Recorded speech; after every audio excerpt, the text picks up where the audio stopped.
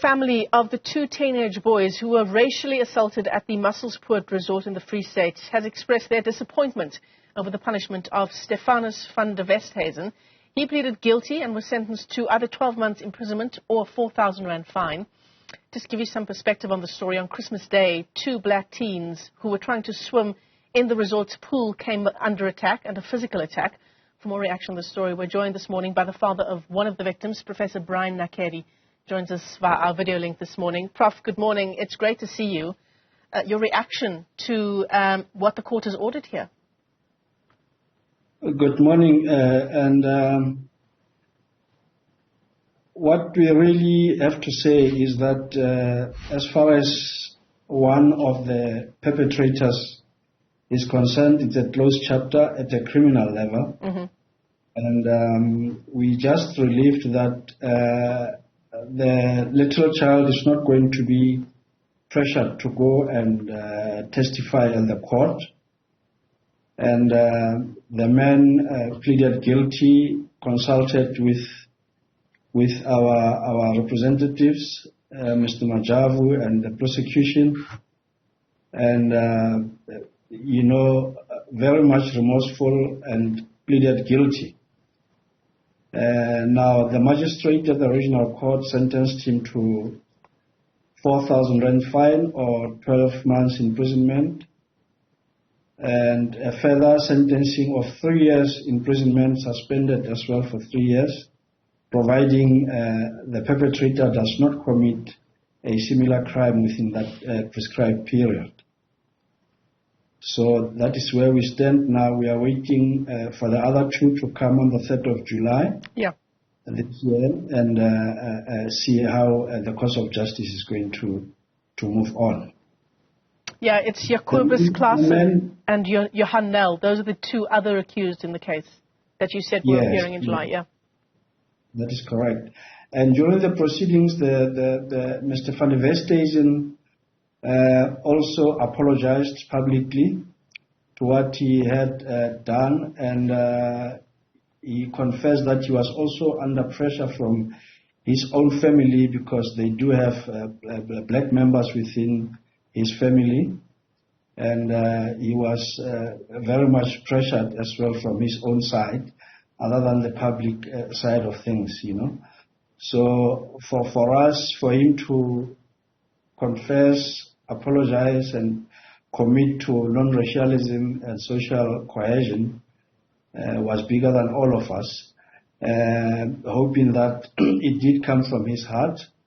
And for him, as far as the criminal procedure and processes are concerned, for us it's a closed matter. We would want the little one to focus on what children do. And the voice of the presiding magistrate was also very clear, because he made it clear to the perpetrator that he is lucky because he confessed, and we considered his apology, because for violating the rights of the children, he really was facing a jail term of 10 years. So he was kind of met halfway. But for us also, what is important is the jurisprudential development of this kind of cases for all of us in this country, and all those who reside in this country, to begin to understand and say to the courts, there is an urgent need from legislators to ensure that, the rights of all of us, particularly the children, are protected, promoted, defended, and of course implemented, so that we hold ourselves not only accountable, but also for the line in terms of the principles of constitutional democracy. So that is important for us. But what we also observed was the lack of interest from the media in terms of how this would have been exposed, because we thought this is a matter of public interest. So not only would it expose the perpetrators, but also ensure that there is public education, so the people could begin to understand that these things are abhorrible and they belong in the past.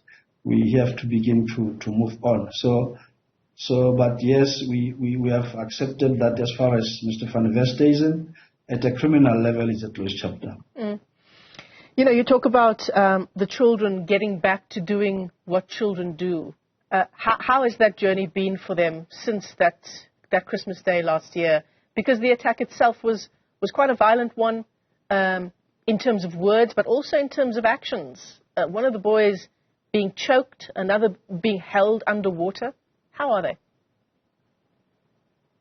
It's been very difficult for us as extended families, but also particularly, you know, how it impacted negatively on the children.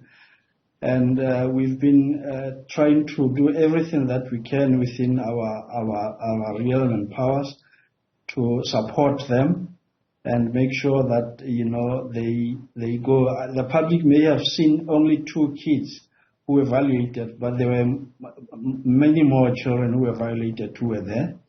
As you can remember the video, some of them were running around there, and, you know, they are all affected.